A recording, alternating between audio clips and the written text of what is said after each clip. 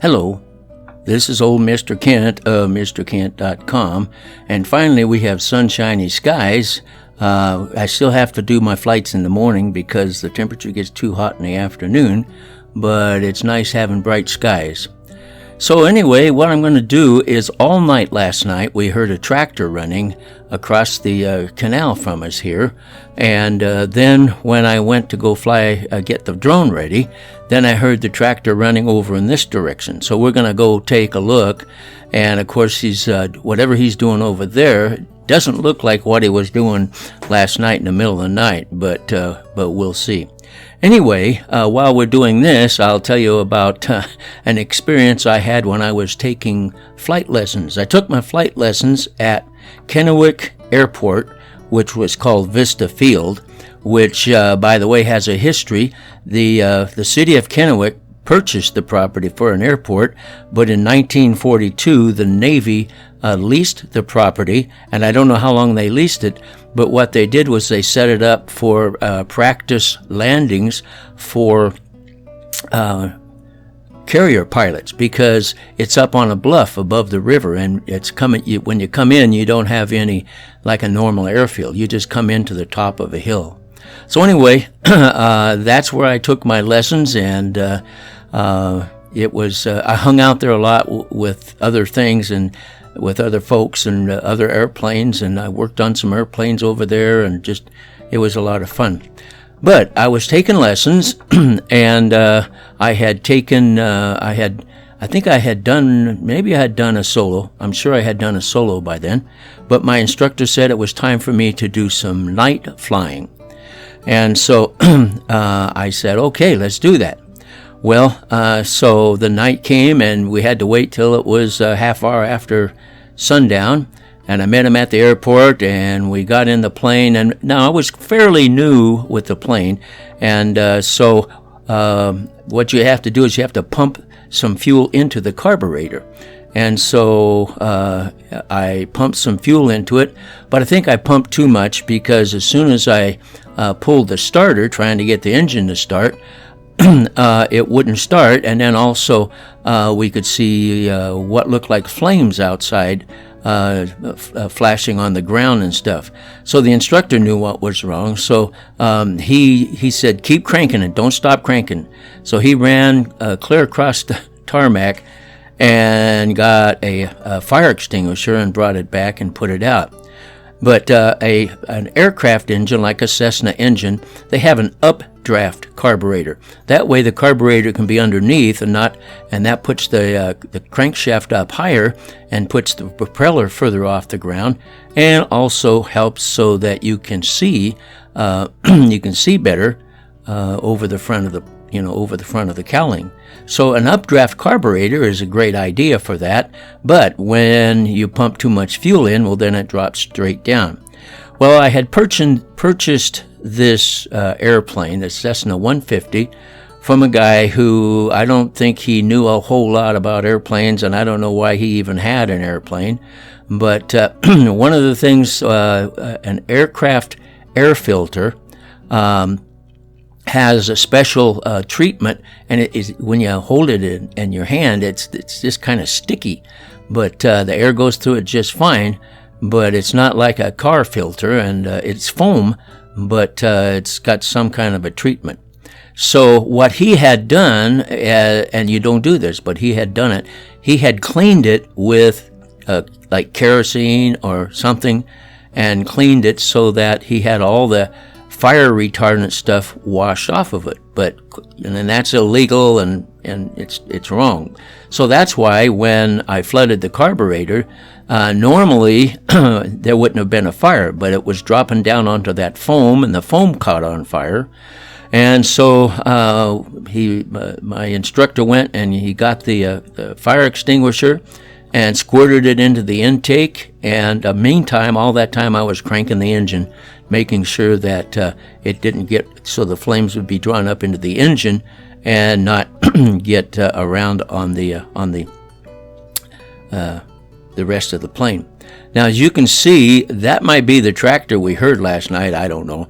But anyway, on the left here, all this green, that's what they were doing last night. All night long, they were mowing that green stuff. And I asked my wife, she grew up on a farm. She doesn't know what it is, and I don't know what it is. But anyway, they mow it clear down to the ground. So it's something that I'll have to learn more about before I can speak intelligently. So anyway, the instructor said, okay, well, we'll have to do this again. In the meantime, you should probably make sure the carburetor's cleaned out. And the FBO happened to have a replacement filter, so that was nice. And I had the tools and everything to take the carburetor off and clean the intake, because all the foam had been drawn up into the butterfly valve and all that kind of stuff. And so I spent the day cleaning it and making sure it would work, and got it all finished. And then let's see what happened next. Oh yeah, so I got that done. And by the way, I had a friend who had aircraft safety wire, because I was new at this and I didn't have any safety wire. And safety wire is they use it a lot on different parts of the engine and stuff. So I had to safety wire a bunch of things, and so I got it all put together, and I thought, well, I'm going to take this baby up and fly it. It's nice weather, and it was a sunny day. And so I cranked up the engine, taxied out to the runway 2, as you might have seen in some of the pictures, and took off and went and flew, and I climbed up. What you do is you climb up and climb up and climb up, just in case the engine quits. You've got time to glide, but you don't fly away from the airport. You just kind of climb up really high and then circle around the airport for several minutes and try different throttle settings. And so I did that, and everything was working fine. So I thought, okay, now I can contact my instructor, and he can. By the way, my instructor, he was kind of a nut, but he liked the way I landed. I never will forget.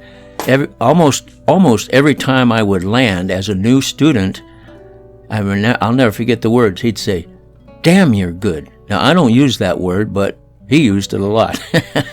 Anyway, he liked the way I landed. I guess I was kind of a natural at it. So anyway, I decided, okay, I'm going to come back in and land. Now, as you approach the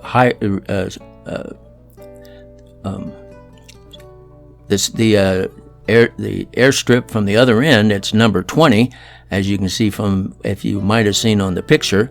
And so as I circled down, came down, and got out and did my left downwind and then left base, and I always made announcements of what I was doing, because there was no tower there.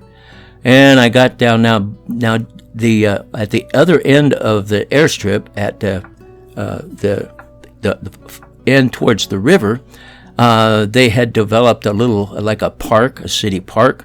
And on that particular day, kids were flying kites, they were playing baseball, and you could hear, when I was cleaning up the motor, you could hear everybody having fun, playing in the park.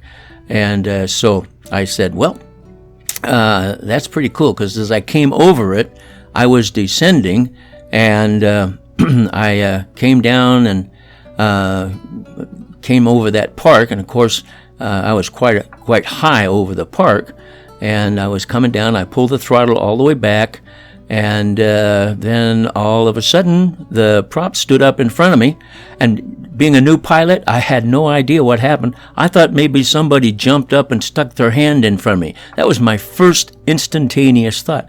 How could that happen? It would never happen. But anyway, so the engine died, and so I cranked it and got it going again.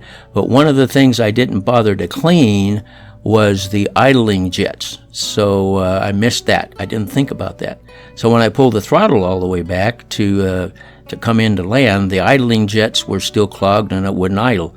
As long as I kept the prop going, I was okay. So as it turned out, I was gliding in with no power, and then I got the engine started and made sure I didn't I didn't go too slow, and came in and made my landing, and then took the carburetor off again and cleaned the idling jets, and then put it back together and tried it again. And sure enough, this time I tried pulling the throttle all the way back up at about 5,000 feet. But anyway, so it worked, and I was able to get my night flying time in, and everything went quite well. And I finally got my license at the Vista Field at Kennewick Airport. So anyway, that's the story for this trip around.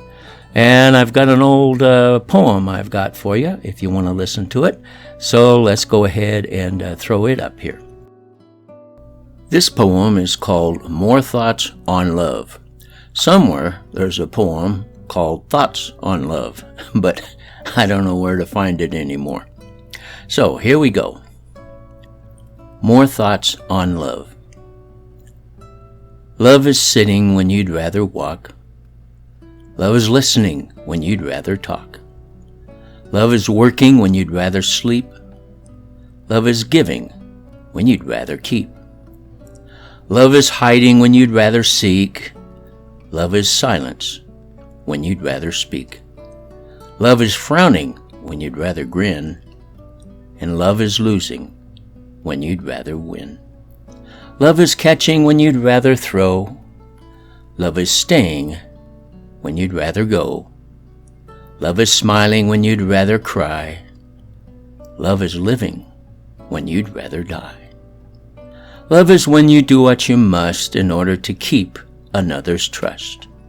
It's reaching deep inside oneself for something precious on a shelf that you've been holding in your soul, but love consents to let it go. Love is seen within the eye. Love is heard from within a cry. Love is felt through fingertips. Love is spoken through careful lips. Love's description is out of reach. Love's emotion we cannot teach. And those who find it ask not why, but simply know 'twill never die. Thank you for watching, and God bless.